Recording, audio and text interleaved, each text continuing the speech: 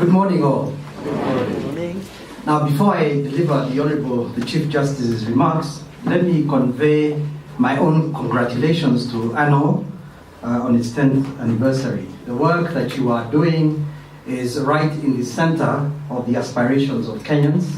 If you will recall, Preamble number 4 and Preamble number 5 of the Constitution talk about how we affirm our respect to the environment, which is our heritage, and we are determined to sustain it for the better benefit of future generations.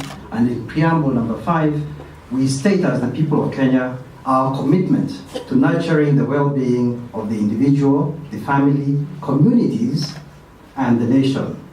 And so these preambles sort of allude to the possibilities of living together with the environment, which includes wildlife, and therefore necessarily the human-wildlife conflict. So you are doing the right thing at the right time, in the right place. Congratulations.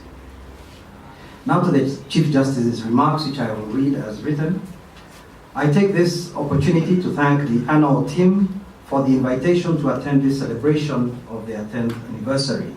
As the judiciary's valued partners, we applaud your efforts in championing environmental and wildlife conservation.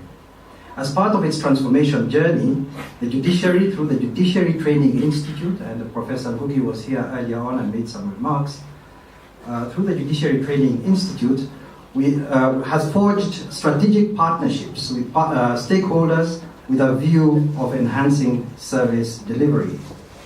It is in this regard that the JTI has since December 2013 partnered with ANAW to host the National Judicial Dialogues on Wildlife and Environment.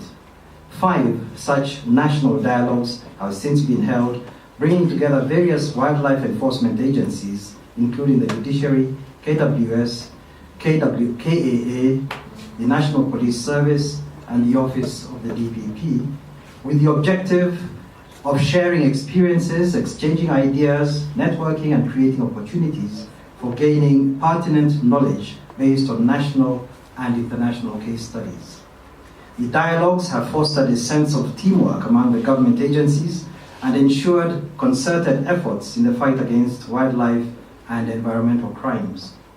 As part of the resolutions of the dialogues, a multi-stakeholder committee made up of civil society organizations and law enforcement agencies, including the judiciary, has identified gaps in enforcing the Wildlife Conservation and Management Act 2013 and has proposed some amendments. Hopefully, Parliament and the concerned parties will support the quest by law enforcement agencies to amend the current wildlife law and secure the gains made so far.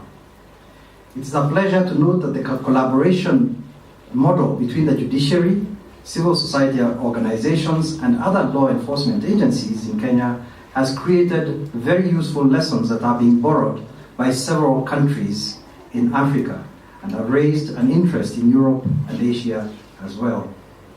While governments have the powers to act, citizens command the authority to achieve public good, and this synergy is what has brought about the drastic rate of success in managing wildlife crime in Kenya. As a result of this collaboration, we have seen seizure of large consignments of ivory and arraignment in court of the suspects. Due to increased sensitization and training, the courts have also played their role in ensuring wildlife and environmental crime cases are heard expeditiously and deterrent sentences meted to convicted offenders. However, the battle is not done and the war is likely to be long. I urge all stakeholders to be vigilant and play their role in safeguarding our heritage. The judiciary is committed to playing its part and will continue leading the war against wildlife and environmental crimes from the front. Now, of course, we must have a small disclaimer here. We will not engage actively in taking sides. Our role as judiciary is an arbiter. The DPP must bring a case, and the judge must, or magistrate may hear it or will hear it and decide on the basis of evidence presented. So our activity is not to take sides. I would also like to emphasize that the productive collaboration between JTI and ANAW exemplifies an important tenet of our judiciary transformation. This is the important principle of robust independence and constructive interdependence, as well as stakeholder engagement. While the transformed judiciary has vigorously asserted its independence as the Constitution required, it has also cultivated and entrenched the principle of constructive engagement, consultation, and openness, as also demanded by the Constitution. It is these complementary principles that JTI has been practicing in its collaboration with ANAW. This collaboration has brought many benefits to Kenyans, especially in the areas of wildlife crime. We thank both the JTI and ANAW for this collaboration. As I conclude, I think this is an apt occasion to applaud the visionaries of ANAW who took it upon themselves to focus on the welfare and humane treatment of all animals.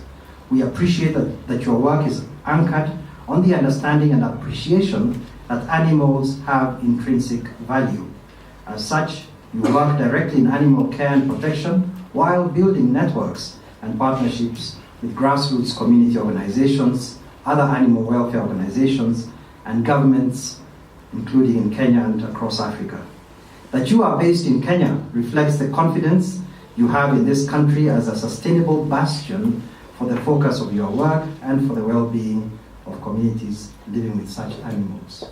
Once again, on behalf of the judiciary, I congratulate ANAW on their 10th anniversary and assure them of our continued collaboration.